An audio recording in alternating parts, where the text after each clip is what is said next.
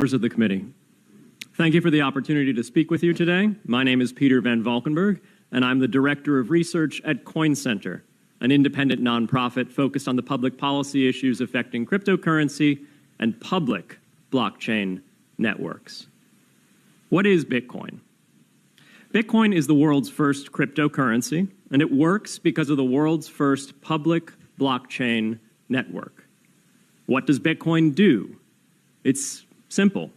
It lets you send and receive value to and from anyone in the world using nothing more than a computer and an internet connection.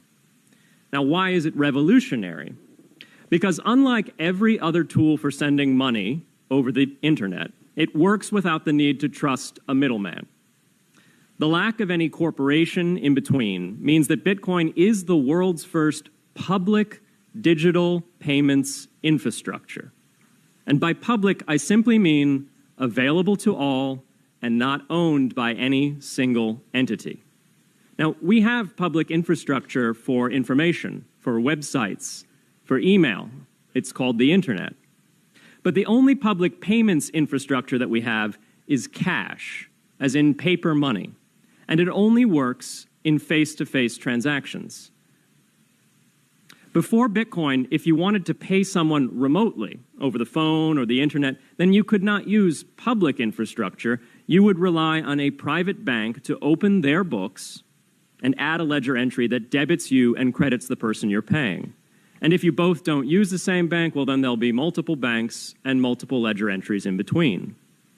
With Bitcoin, the ledger is the public blockchain, and anyone can add an entry to that ledger, transferring their Bitcoins to someone else. And anyone, regardless of their nationality, race, religion, gender, sex, or creditworthiness, can for absolutely no cost create a Bitcoin address in order to receive payments digitally.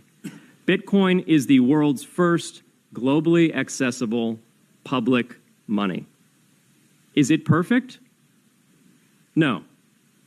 Neither was email when it was invented in 1972. Bitcoin's not the best money on every margin. It's not yet accepted everywhere. It's not used often to quote prices, and it's not always a stable store of value.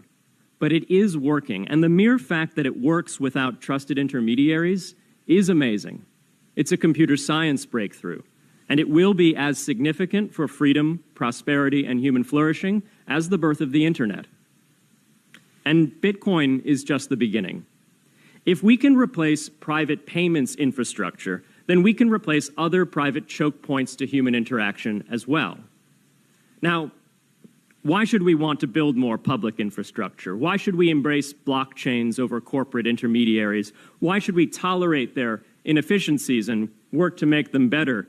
Why should we want the pioneers of this technology here in the United States and not fleeing overseas? A simple reason. Because the corporate intermediaries providing today's critical but privately owned infrastructure are becoming fewer, larger, and more powerful, and their failures are increasingly grave. So roughly half of all Americans, 143 million people, had their Social Security numbers exposed to hackers because of a breach at Equifax. The SWIFT network has relayed hundreds of millions of dollars in fraudulent transactions because of hacked member banks in Bangladesh, Vietnam, Ecuador, and Russia. The FBI suspects now that the largest of these hacks was perpetrated by North Korea.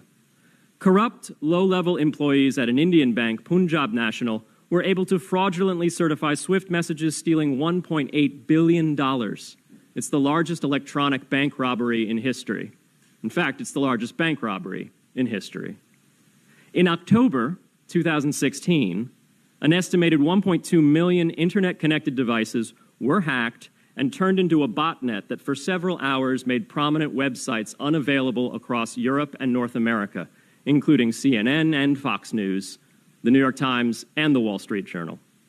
Increasingly, physical machines are being connected to the internet to augment their capabilities.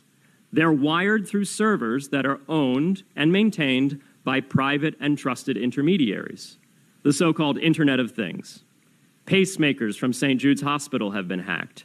Baby monitors from TrendNet have been hacked. And Jeeps from Jeep have been hacked to the point where they can be remotely commandeered and driven off the road. Now, those vulnerabilities are inescapable in systems that have single points of failure. It doesn't matter if the point of failure is a corporation or if it's a government. There shouldn't be a single point of failure. Similar choke points existed before the internet. If you wanted to deliver a message, you'd have to go through one of 3 television broadcasters or a handful of newspapers.